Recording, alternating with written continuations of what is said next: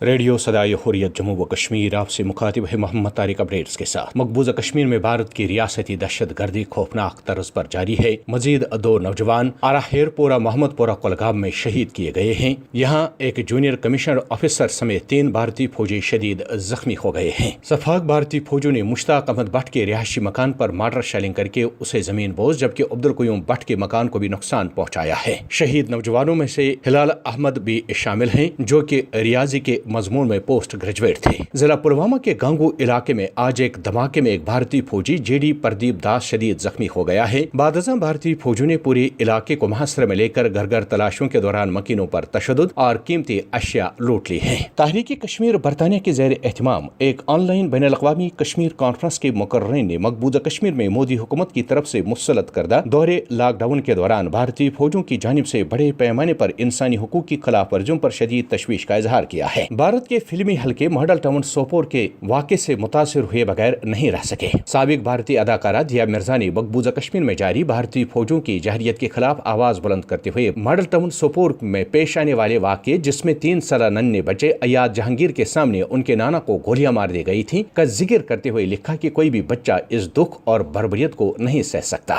بھارت نواز national conference نے model town Sopore واقعے کی تحقیقات کا مطالبہ کیا ہے۔ نیشنل کانفرنس کے ممبر پارلیمنٹ محمد اکبر لون نے کہا کہ اس طرح کے واقعات روح کو زخمی اور ضمیر کو مشتعل کرتے ہیں اور ایسے واقعات کسی طور قابل قبول نہیں ہو سکتے۔ اپڈیٹس ختم ہوئے۔ دنیا کچھ ہی عرصے میں کورونا وائرس وبا کی وجہ سے رضاکارانہ لاک ڈاؤن سے تنگ آ کر لاک ڈاؤن ختم کرنے کے اقدامات کر رہی ہے، جبکہ مقبوضہ کشمیر کے عوام مسلسل 11 ماہ سے زائد عرصے سے بھارتی جبری لاک ڈاؤن، فوجی محاصرے اور دیگر سخت پابندیوں کے زد میں ہیں۔ اس کے علاوہ کشمیریوں کو بھارتی قابض افواج کی قتل و غارت گری، خانہ تلاشیوں کے بہانے لوٹ مار اور انتقامی کارروائی کے تحت بستیوں کو نظر آتش کرنے جیسے ظالمانہ کارروائیوں کا بھی سامنا کرنا پڑ رہا ہے۔ مقبوضہ ریاست جموں کشمیر بھارتی جبری قبضے کے نتیجے میں ایک ایسا خطہ سرزمین بن چکی ہے جس کے مکین بنیادی انسانی حقوق کے بغیر ہی زندگی گزارنے پر مجبور ہیں۔ کشمیر میڈیا سروس کے ریسرچ سیکشن نے گزشتہ روز ایک تحقیقی رپورٹ جاری کی ہے، جس کے مطابق گزشتہ 31 سالوں کے دوران بھارتی قابض فوج نے جہاں 95,615 کشمیریوں کو شہید کیا، وہاں 1,60,516 کشمیریوں کو اس عرصے کے دوران